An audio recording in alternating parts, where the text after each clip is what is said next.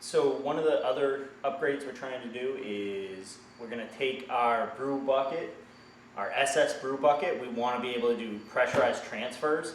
So if you go on SS Brewtech's website, under frequently asked questions, they have a tutorial on how to do this.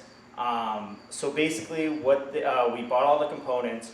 First component we bought is the drill bit to drill through the stainless steel, and we have already drilled our hole out. Tips on that: go use your drill's highest setting. We just had a little spray bottle for a little water, a little lubrication while we did it. Once the hole is drilled out, we just took a utility knife and just went around the edges just to soften those up. So now, you know, you're not going to cut yourself. So what we got to do our pressurized transfer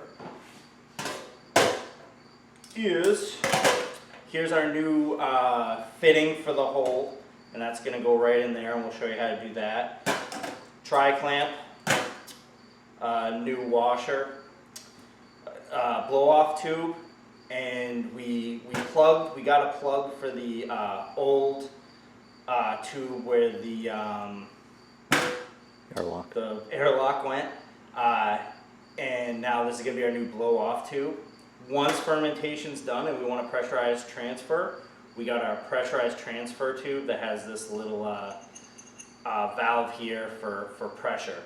So we're going to show you how we're going to put this thing together. Alright guys, we're back. One thing that we found was super easy. We just put this, the lid right on a bucket, and we're able to drill right through it. We wouldn't have to worry about going through these nice little mats we got. But this is this little plug I was showing you guys. Just plugging up where the airlock goes. Alright, so first we're going to put in our new, I don't know what you want to call this thing. Fitting, right? Fitting, sure. Top goes right in there. We got our washer for the other side. Stick that thing on there.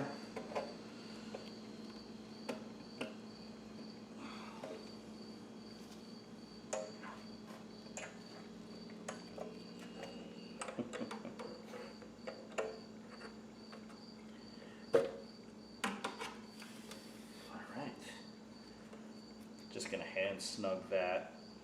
So you got a washer on each side. That looks good. We got our tri-clamp, and we got our blow-off tube. Put those on there.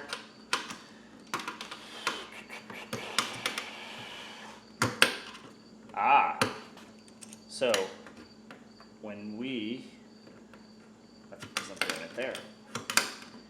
We were trying to figure out if there was a reason why we would, you know, pick a certain thing, and then we just realized, look at that big brain thinking by Nick there. So yeah, so this is your blow off when you get fermentation. They say to not use the pressurized one because hop matter can get gunked up in there. So you don't want to really, or like yeast matter or whatever. You don't want to use this as your blow off. So we got a separate blow off tube. So ferment out. Once it's done fermenting, we'll just switch this out real quick.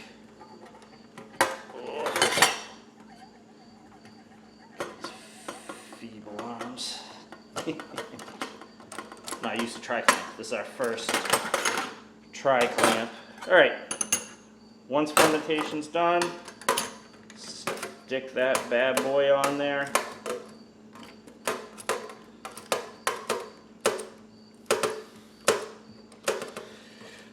We will get better at tri-clamps, I promise.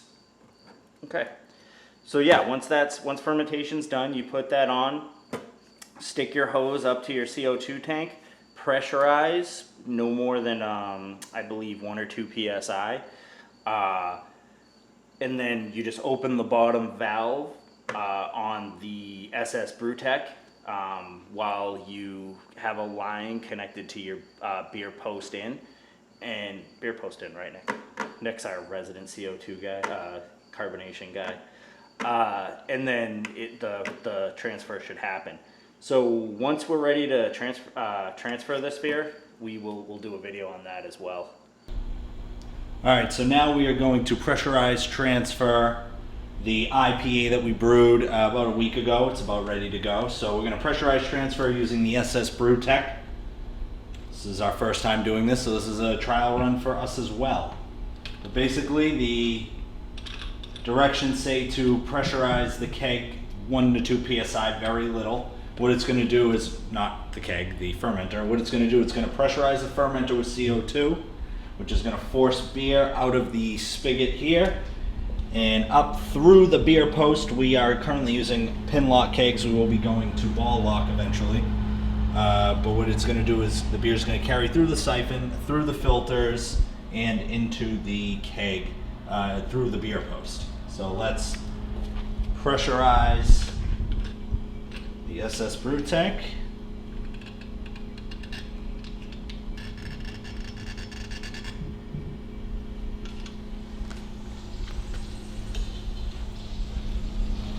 Okay, looks like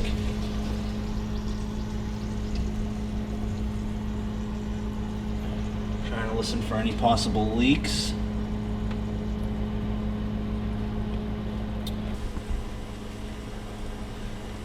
All right, so we have it going. There's a little bit of a leak here where we screwed the hole into the top of the brew bucket. But it looks like it's moving through. We have, as you can see the liquid is moving through the beer. We have a 2 filter system here to help filter out any bad stuff. And then it's coming up through the beer post, and that is all happening through pressurized transformation from the CO2 tank all the way through to the SS Brewtech, which is pressurizing the fermenter, pushing beer down. We have the spigot open again, and it is going through both filters into the keg.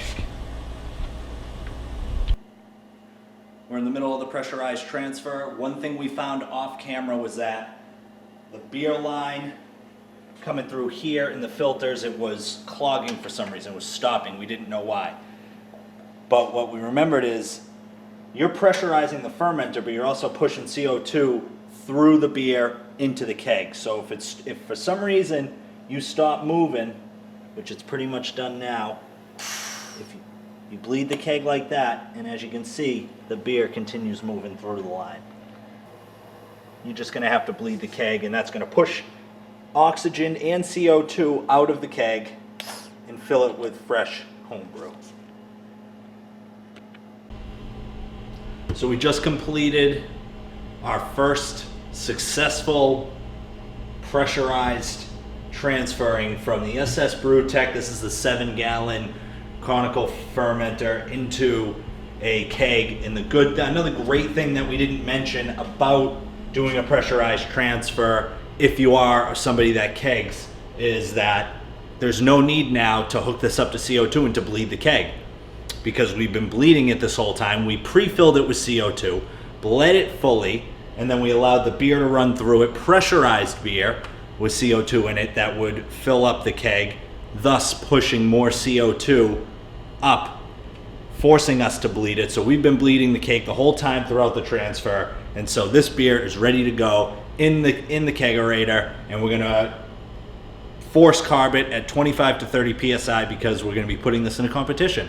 But aside from that, this is how you pressurize transfer utilizing an SS Brewtech conical fermenter. Brew bucket.